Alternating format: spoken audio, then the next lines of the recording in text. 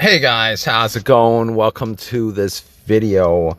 All right, so we're gonna do a no crank no start issue on this, and this is not an issue that's uncommon. It's kind of a common issue because the part that causes this is essentially a plastic part that breaks down over time because it's under the hood, and depending on which vehicle you have, it's kind of easy to get to. Some vehicles you might have to move a couple of things out the way. Other vehicles you might be able to just get your hand there and feel the cable where it's connected to, and it's probably right there.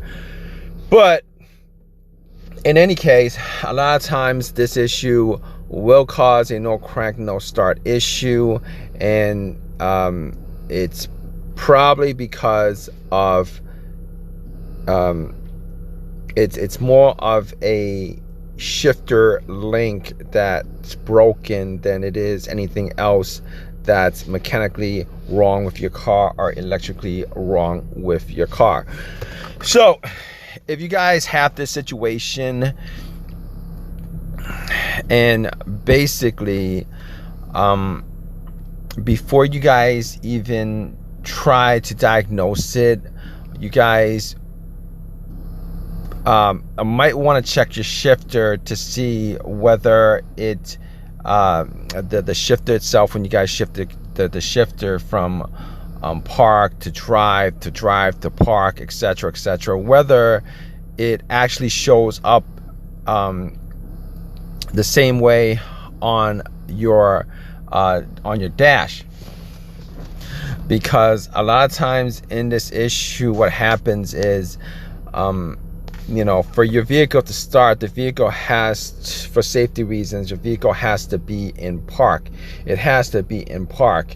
All right. If it's in any other gear besides park, it's going to keep your vehicle from starting. And it does this for a safety precaution, just in case your vehicle is in drive, you shut off, and then it still can move forward. If it's in reverse, it still can move backwards. So this is a safety feature that will keep your car from starting if the car thinks that the vehicle, or knows that your vehicle, the computer itself in your car knows that your vehicle is in any other position in park. And this is the situation with this particular scenario.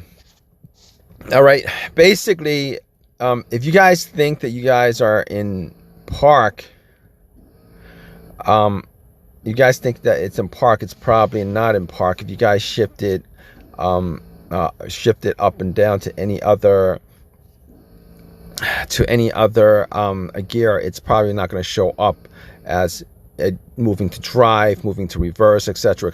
It's probably not going to move at all. It's probably going to say that it's in park or it's in any other gear, but most of the time it's probably going to say that it's in park. And you're going to know that this is the situation that you have as far as a no crank no start issue is, because when you start shifting your shifter, you're looking at the reading on your dash, and it's not gonna move to drive, it's not gonna move to reverse, it's not gonna move to any other gear. And many times you might not even be able to maybe shift it out of park. It might be stuck in park. But if you actually do the manual override to shift it into any other gear, it will not register on a dash. What's going to read on a dash is that it's still in park when you have it in reverse in any other position. Now I'm going to tell you why that is. Sometimes it's because the shifter box itself might be broken, but a lot of times in this situation, it's actually the shifter link that's actually connected to your transmission. And many times in this situation, it's actually going to be under the hood itself. All right. I'm gonna put up some pictures you guys can look at it. It's gonna be under the hood. It's essentially a cable. It's got a grommet. It's got a plastic grommet, and what that plastic grommet is it snaps into the link. It snaps into the link on the transmission. What is it called? It's pretty much an assembly. It snaps into the assembly. Now over time what happens is that grommet is plastic. Over time what happens is with the heat, with the age, the grommet gets brittle. It'll break off. Once it breaks off, it'll once it comes off, it's no longer going to be connected to that shifter assembly that's connected to your transmission.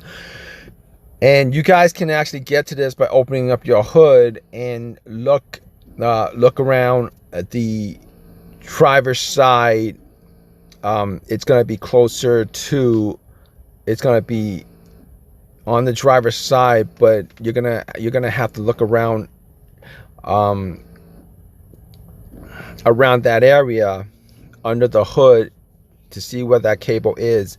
A lot of times it's not very hard to spot. All right, now if you guys notice that cable is no longer connected to the link itself, the part is a grommet. All right, it's not expensive. AutoZone sells a little box with a mixture of grommets for like $10 or something like that. Sometimes that'll work, other times it won't, because it's specific to your vehicle, and you might have to go to the dealership to actually get that grommet. But if you guys have it towed to the dealership for them to do that job, I believe it's around $800. If you guys do yourself, just put in the grommet, snap it into the link, it's probably like, to be honest with you, it's probably like $10 for the part. You can probably get it on eBay if you're not like in a hurry. However, if you guys are stuck in this situation, and you guys needed to be in drive, what you guys can do is you guys can actually take the cable itself and shift it manually to park. You guys shift it manually to park, and then you guys could start up. Once it starts up, you could theoretically shift that cable back to drive and then drive it. Would I suggest you guys doing that? You guys could try doing that if you guys are stuck in an emergency situation where you guys actually need to get your vehicle to a shop, back to your house or whatever, so that you can actually fix it. But if you guys are in this situation and you guys have that scenario, definitely check it out as far as this situation is concerned. If you guys have any of your own personal experiences with this, definitely leave a comment in the comment section. Please subscribe.